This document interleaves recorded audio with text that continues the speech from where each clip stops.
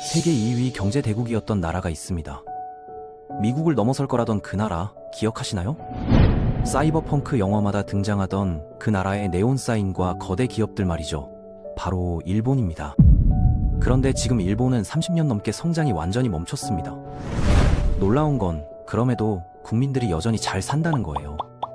집값은 안정적이고 실업률은 낮으며 범죄율은 세계 최저 수준이거든요. 도대체 어떻게 경제는 죽었는데 사람들은 살아있는 걸까요? 그리고 이게 정말 지속 가능한 모델인지 아니면 언젠가 폭발할 시한폭탄인지 한번 파헤쳐 보겠습니다. 2차 세계대전 직후 일본은 완전히 새로운 국가로 재탄생했습니다. 폐허 위에서 시작한 재건 작업은 놀라울 정도로 빠르게 진행됐죠.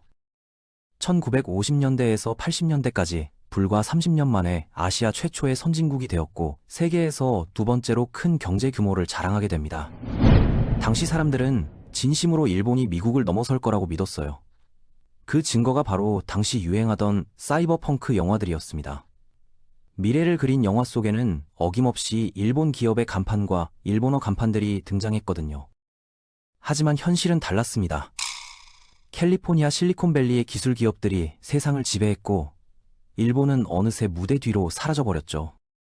1985년 뉴욕의 한 고급 호텔에서 역사적인 회의가 열렸습니다. 미국, 프랑스, 서독, 영국 그리고 일본이 모여서 이른바 플라자 합의라는 걸 체결했죠. 겉으로는 평화로운 회의처럼 보였지만 실상은 미국이 일본을 견제하기 위한 자리였습니다. 당시 미국은 일본의 제조업 경쟁력이 너무 커지는 걸 두려워했거든요. 그래서 달러 가치를 인위적으로 낮추고 엔화 가치를 높이는 합의를 만들어냈습니다. 이게 무슨 의미냐면 미국 자동차 딜러가 일본 차를 사려면 이제 훨씬 더 비싼 돈을 내야 한다는 거죠. 일본 제품의 가격 경쟁력이 사라지는 겁니다. 그런데 일본은 왜 이런 불리한 합의를 받아들였을까요? 답은 간단합니다. 거부하면 더 큰 손해를 볼 게 뻔했으니까요. 미국은 일본에 식량과 자원을 공급하는 핵심 파트너였고 일본은 그걸 가공해서 전제품을 만들어 팔았습니다. 이 공생관계를 깨뜨리면 일본도 망하는 거였죠. 플라자 합의는 양날의 칼이었습니다. 미국 제조업은 다시 경쟁력을 찾았고 일본 엔화는 가치가 올라서 국민들이 갑자기 부자가 됐거든요. 일본인들은 해외여행을 가고 미국 부동산을 사고 심지어 미국 기업까지 인수했습니다.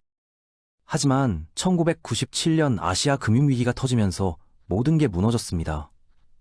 주식시장이 폭락하고 부동산 거품이 꺼졌죠. 그때부터 지금까지 일본 경제는 사실상 제자리 걸음입니다.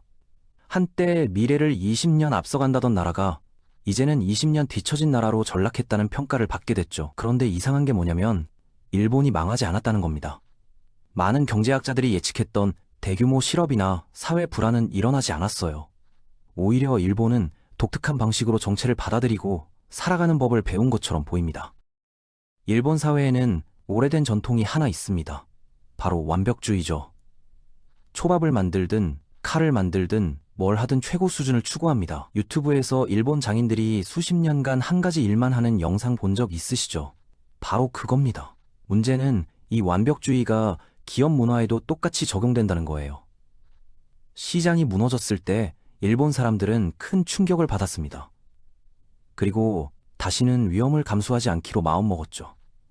창업보다는 안정적인 월급쟁이가 되는 걸 선택했고 혁신보다는 안전을 택했습니다. 설령 누군가 사업을 시작하고 싶어도 쉽지 않았어요. 정부 인허가를 받고 법무부 승인을 받고 세무 담당자와 상담하고 또 다른 관청들의 허가를 받아야 했으니까요. 이런 복잡한 절차는 혁신의 의지를 꺾어버렸습니다. 2000년대 초반만 해도 일본산 전자제품은 최첨단 기술의 상징이었습니다. 일본제라고 하면 무조건 품질이 좋다는 뜻이었죠. 그런데 지금은 어떻습니까? 일본 기업이 만든 경쟁력 있는 스마트폰이 있나요? 없습니다. 스마트폰이라는 게 과거 일본이 잘 만들던 모든 전자제품을 하나로 통합한 건데 정작 일본은 이 시장에서 완전히 밀려났거든요. 세계은행 자료를 보면 일본은 창업 용이성에서 29위를 기록했습니다. 나쁘지 않은 것처럼 보이지만 여기엔 함정이 있어요. 바로 언어 장벽입니다.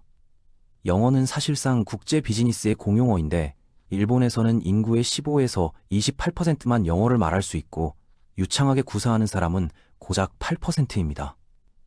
대부분의 첨단 기술이 영어로 개발되고 글로벌 시장 진출도 영어가 필수인데 말이죠.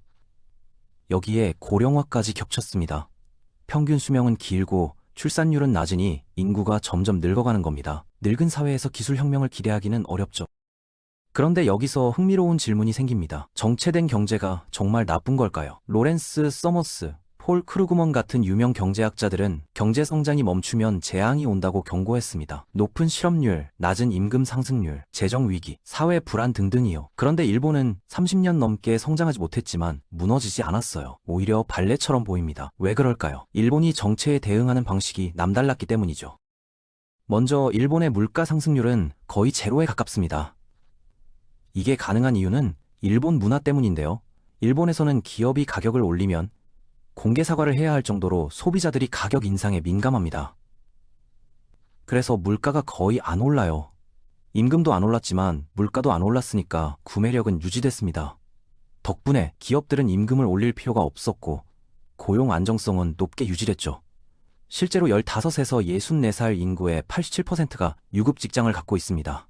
이건 세계 평균보다 11%나 높은 수치거든요. 범죄율도 세계 최저 수준이고 교육 수준도 매우 높습니다. 2024년 일본 정부는 교육에 8조 5,100억 엔, 약 550억 달러를 투자했어요. 미국과 비교하면 적은 금액이지만 투자 대비 성과는 훨씬 뛰어납니다. 과학, 기술, 공학, 수학 분야에서 여전히 세계를 선도하고 있죠. 과로 문화에 대한 얘기도 해볼까요? 일본 하면 회사에서 자고 먹고 사는 샐러리맨 이미지가 떠오르잖아요. 맞긴 한데 요즘은 많이 달라졌습니다. 통계를 보면 일본 사람들이 미국 사람들보다 연간 근무 시간이 더 적어요. 물론 두 나라 모두 미신고 초과 근무가 많아서 정확한 비교는 어렵지만 적어도 과거처럼 극단적이지는 않다는 겁니다. 그리고 가장 중요한 포인트, 바로 주택 문제입니다. 전 세계 대부분의 선진국에서 젊은이들은 집을 사는 걸 포기했어요. 너무 비싸서요. 그런데 일본은 다릅니다. 도쿄 같은 대도시에서도 집값이 비교적 저렴하거든요. 왜냐면 일본에서는 집을 투자 자산이 아니라 소비재로 보기 때문입니다. 차처럼 시간이 지나면 가치가 떨어지는 거죠. 미래의 집값이 오를 거라는 기대가 없으니 사람들이 투기를 안 합니다. 다만 서양식 큰 집을 원하면 여전히 비싸긴 해요. 일본 주택은 기본적으로 작으니까요. 또 하나 주목할 만한 제도가 상속세입니다. 일본은 고령화 사회잖아요. 나이 든 사람들이 자산을 독점하면 젊은 세대가 올라갈 기회가 없어집니다. 그래서 일본 정부는 상속세를 10에서 55%까지 매기고 있어요. 받는 금액에 따라 달라지는데 이게 꽤 강력한 수준입니다. 해외에 있는 일본 자산도 과세 대상이고요. 이 제도 덕분에 부의 대물림이 어느 정도 제한되고 사회 이동성이 유지되는 겁니다. 역사적으로 보면 인류 대부분의 시간 동안 경제는 정체돼 있었습니다. 귀족은 모든 걸 자식에게 물려주고 농민은 대대손손 가난하게 살았죠. 경제 성장이 있어야 가난한 사람도 부자가 될 기회가 생기는데 성장이 없다면 다른 메커니즘이 필요합니다. 일본의 상속세가 바로 그런 역할을 하는 거예요. 그럼 여기서 당연한 질문이 나옵니다. 이렇게 잘 버티고 있는데 왜 이민을 받아서 인구를 늘리고 성장을 다시 시작하지 않느냐는 거죠. 답은 간단합니다. 일본은 외부인을 원하지 않습니다. 요즘 SNS에서 무례한 외국인 관광객 영상들이 퍼지면서 더 심해졌는데 사실 이건 역사적으로 깊은 뿌리가 있어요. 과거 일본이 외부 세계와 교류할 때마다 불리한 무역 협정을 맺거나 복잡한 역사적 갈등을 겪었거든요. 그래서 외부인에 대한 불신이 유전자처럼 박혀 있습니다. 게다가 일본은 문화적 규범이 아주 엄격해서 외부인이 들어오면 그걸 위협한다고 생각해요. 다른 나라들도 이민만으로는 경제 문제를 해결할 수 없다는 걸 깨닫고 있고요. 사실 일본은 앞으로 전 세계가 겪을 일의 예고편일지도 모릅니다. 고령화와 경제 정체는 일본만의 문제가 아니거든요. 한국, 중국, 유럽 국가들도 곧 비슷한 상황에 처할 겁니다. 그래서 일본이 어떻게 대처하는지를 지켜보는 게 중요한 거예요. 하지만 일본의 정체가 완전히 문제없는 건 아닙니다. 명백한 부작용들이 있거든요. 첫째, 생산성 문제입니다. 일본 기업들은 직원을 잘 안 자릅니다. 고용 안정성이 높다는 건 좋은데 그 대신 필요 없는 사람들에게도 일을 시켜요. 다른 나라에서는 자동화로 해결한 일들을 사람이 수작업으로 하고 있습니다. 엑셀로 처리할 걸 주판으로 계산하는 팀을 해고할 수 없으니까요. 이게 일본 전체의 생산성을 갉아먹고 있습니다. 혁신이 없으니 성장도 없고 성장이 없으니 혁신할 이유도 없는 악순환이죠. 둘째, 기업 문화가 너무 경직돼 있습니다. 일본 회사들은 위계 질서가 매우 엄격해서 젊은 사람들은 윗사람이 은퇴하거나 사망할 때까지 기다려야 해요. 새로운 회사가 안 생기니까 기존 회사에서 줄을 서서 기다리는 거죠. 평균 수명이 길다 보니 이 대기 시간이 엄청나게 길어집니다. 심지어 어떤 사람들은 퇴사 대행 서비스를 고용해서 회사를 그만둘 정도예요. 직접 그만두겠다고 말하기가 너무 어려워서요. 셋째, 국가 부채가 계속 쌓이고 있습니다. 일본 정부는 경제를 현 상태로 유지하기 위해 엄청난 돈을 빌렸어요. 그동안은 자국민에게 국채를 팔아서 버텼는데 문제는 그 돈이 새로운 사업에 투자될 수 있었다는 겁니다. 국민들이 정부에 돈을 빌려주는 대신 스타트업에 투자했다면 경제가 달라졌을 수도 있죠. 지금까지는 큰 문제가 없었지만 일본은 이제 수십 년 만에 처음으로 금리를 올리고 있습니다. 완전히 미지의 영역으로 들어가는 거예요. 넷째, 글로벌 관점에서 봤을 때 일본의 상대적 위치가 계속 떨어지고 있습니다. 다른 나라들이 성장하는 동안 일본은 멈춰 있으니까요. 이게 장기적으로 국민들의 삶의 질에 영향을 줍니다. 해외여행도 비싸지고 수입품 가격도 올라가죠. 아직은 괜찮은 이유가 일본이 과거에 막 부자가 됐기 때문입니다. 20세기 말에 쌓아놓은 부로 아직 버티고 있는 거예요. 자산 거품을 피하고 저물가를 유지하고 임금을 안정했기 때문에 가능한 일이죠. 하지만 조금씩 미끄러지고 있습니다. 전성기 때 일본은 미국보다 1인당 생산성이 거의 2배였는데 지금은 절반 수준이에요. 그래서 결국 이런 질문으로 돌아옵니다. 과연 어떤 나라든 영원히 정체된 상태로 버틸 수 있을까요? 심각한 부작용 없이 말이죠. 아무도 미래를 예측할 수 없습니다. 경제학자들도 마찬가지고요. 지금 우리가 목격하고 있는 건 역사상 처음 일어난 일이거든요. 인류 역사 대부분 동안 경제 성장은 거의 없었습니다. 가끔 아주 작은 성장이 있었을 뿐이죠. 그런데 최근 몇백 년 사이에 글로벌 경제 규모가 폭발적으로 커졌고 우리 모두 훨씬 부유해졌습니다. 우리는 이 성장이 영원히 계속될 거라고 믿었어요. 하지만 돌이켜보면 그게 순진한 생각이었을지도 모릅니다.